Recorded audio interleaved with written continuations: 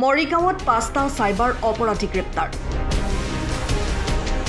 মৰিগাঁৱত সাইবাৰ অপৰাধী শৰীফুল ইছলামৰ সম্পত্তি বাজেয়াপ্ত কৰাৰ পিছতে লাহৰীঘাটৰ পৰা আটক ৫টাকৈ সাইবাৰ অপৰাধী। সাইবাৰ অপৰাধী কেইটা ক্ৰমে লাহৰীঘাটৰ বোৱালগুৰিৰ আন্দাচালি আফতাৰুল ইছলাম আৰু আসলাম আহমেদ, কছাৰীবৰী গাঁৱৰ আয়ুব আনচাৰী আৰু নুৰুদ্দিন বুলি জানিব পৰা গৈছে।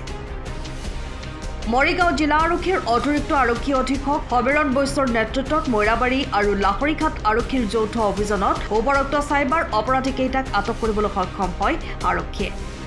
ধৃত ৫টা সাইবাৰ অপৰাধীক বৰ্তমান মৈৰাবাৰী আৰক্ষীয়ে জিম্মাত লৈ সোধপোছ অব্যাহত ৰাখিছে। আমাৰ যোৱা ৰাতিও আমাৰ এটা টিমে অপাৰেশ্যন চলাইছিলে সাইবাৰ অপৰাধীৰ বিৰুদ্ধে, আৰু মৰিগাঁও পুলিচৰ টিম এটা গৈ পেলাই লাহৰীঘাটৰ বোৱালগুৰিৰ জেগাটো, আৰু তাৰ পৰা ৫জন আমাৰ এৰেষ্ট হৈছে আৰু এজনক আমি সোধপোছৰ কাৰণে আমি আটক কৰিছোঁ।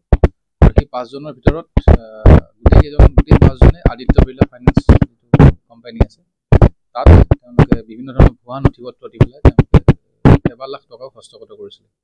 আৰু ইয়াৰ ভিতৰত আমি সোধপোছ কৰোঁতে দেখিছোঁ যে মৰিগাঁও জিলা মিয়া যুৱ পৰিষদৰ এগৰাকী সভাপতিও ইয়াত আছে, তেওঁ আসলাম আহমেদ নামটো।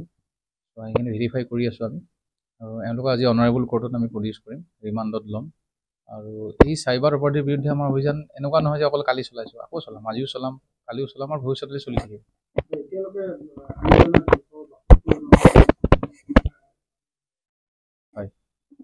হয়, এতিয়ালৈকে আমাৰ যিটো একশ্যন লাষ্ট 2 বছৰৰ পৰা আমাৰ 272জনলৈকে, আৰু এই নম্বৰটো আৰু বাঢ়িব। আৰু এই ক্ষেত্ৰত মই ক'ব খোজোঁ যে বিশেষকৈ লাহৰীঘাট মৈৰাবাৰী এৰিয়াৰ যিসকল সাধাৰণ জনতা আছে, যিসকল মানে সমাজ ভাল পোৱা মানুহ, তেখেতসকলে আমাক পুলিচক বহুত সহায় কৰিছে যে এই ধৰণৰ ক্ৰাইমটো তাৰ পৰা উৎখাত কৰিব লাগে, আৰু এই ক্ৰাইমটো উৎখাত কৰিবলৈ আমি মৰিগাঁও পুলিচ বদ্ধপৰিকৰ। নাই, আমি তেওঁলোকৰ অলৰেডি আমাৰ ওচৰত আছিলেই, গোটেইখিনি তথ্য পাতি আছিলেই। মই আগতেই কৈছোঁ যে তথ্য পাতিবোৰ আহোঁতে টাইম লাগে, সেইবোৰ এনালাইচিছ কৰিব লাগে।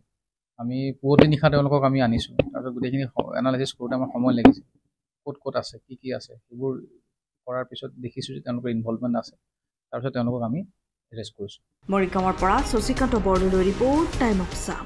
আপুনি ঘৰখনত জাপানী চৌকাত দৰ্জা, খিৰিকী, গ্ৰিল, গেট আদি লগাব বিচাৰে নেকি, যিবোৰ দীৰ্ঘদিন অটুট থাকিব? তেন্তে পলম নকৰিব, আমাৰ বিপণীলৈ আহক। যোৰহাটৰ একমাত্ৰ আমাৰ বিপণীত এনে উন্নত সামগ্ৰী উপলব্ধ। এই মেচিনটোৱে বেণ্ড কৰা হয়, দৰ্জা, চৌকাত আৰু উইণ্ডো বনোৱা হয়, বাকী আমাৰ গেনগ্লাইজত হয় এইবিলাক। আমাৰ ঠিকনা শ্ৰীৰাম এলুমিনিয়াম চেণ্টাৰ, DCB তিনিআলি, তৰাজান, যোৰহাট 785006। যোগাযোগৰ নম্বৰ 8638967754 অথবা 9401552548। পাল্লা বনোৱা আছে, গেলভেনাইজৰ হয়, এইটো প্ৰেছ ষ্টীল বুলি কয়, গেলভেনাইজৰ উইণ্ডো হয়। ইয়াত ষ্টীলৰ এইবিলাক গ্ৰিল দিয়া আছে, এক্সট্ৰাকে গ্ৰিল প্ৰয়োজন নাই, গ্ৰিল চব লাগি গৈছে। আৰু এইফালে মস্কিটো নেটো দিব পাৰে, এইটো মস্কিটো নেট, এইফালে বেক চাইডে মস্কিটো নেটৰ পাল্লা আছে। পকাত নি পিনে ঘৰটো আৰম্ভ কৰোঁতে লৈ যাবলগীয়া হয়, তেতিয়া পকাত দি দিলে মানে ইয়াত ঢেলাই সোমাই যাব, মছলা সোমাই যাব,